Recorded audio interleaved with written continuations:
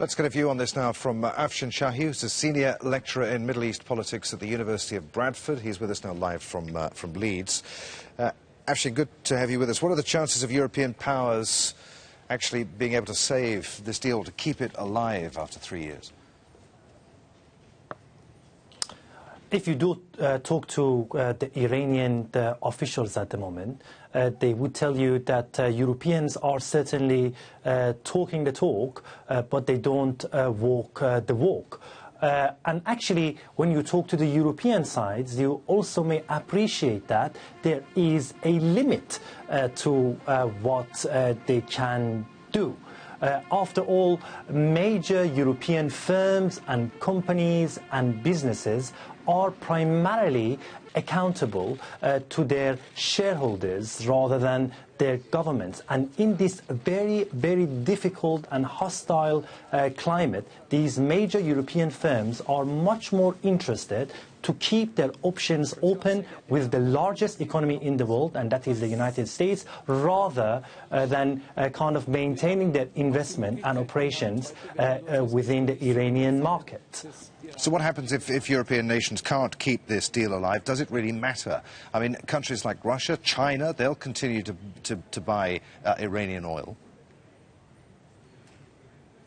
Yes, it does matter because if the United States kind of resumes the previous regime of sanctions against the Iranian banking sector, and more importantly the energy sector, is going to have a detrimental effect on Iranian economy. The Iranian economy is already facing, I would say, an existential crisis, and should the new regime of sanctions imposed by the United States kind of restart, is going to make the situation extremely difficult for the Iranians.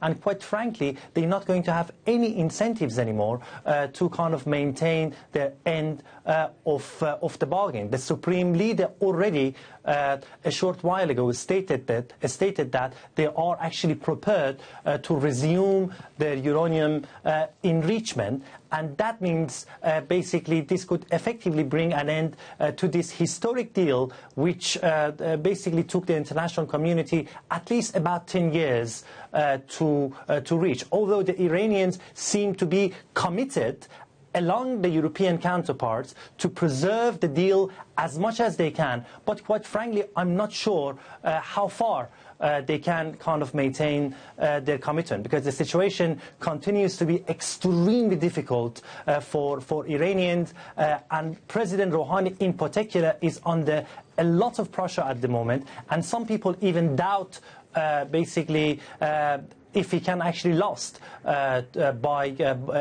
if he can maintain his position by the end of the year. So we have to see what happens within the next few weeks. I was going to ask you what the political ramifications would be if the deal collapsed within Iran. Is President Trump right that would the sanctions bite enough to force Iran back to the negotiating table so that a new deal could be put into place? I mean, over the last few months, we kept hearing that from Trump and Trump administration. Negotiating table.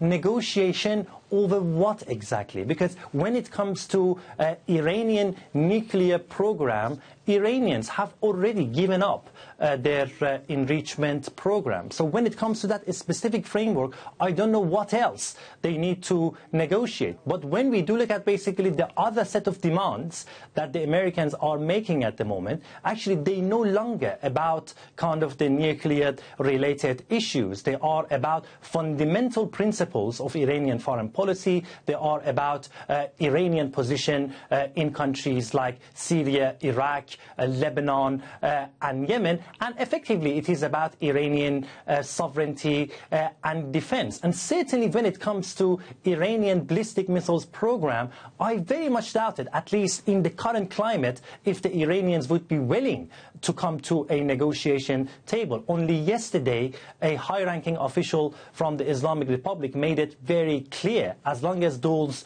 12 demands are on the table, they are not interested to negotiate anything with the United States. These demands are very much similar to the kind of demands that Saudi Arabia had with Qatar about a year and a half ago. They are just impossible to maintain. They are impossible to accommodate. And if Iran kind of reaches the position to kind of accommodate those 12 demands, in my opinion, that would be the end of the Islamic Republic, at least in the way that we know it today and we kind of recognize it today, because that would mean a drastic transformation, a drastic transition, not only in Iranian foreign policy, but drastic transition in major ideological issues which has justified and provided raison d'etre for the very existence of the Islamic Republic over the last 40 years.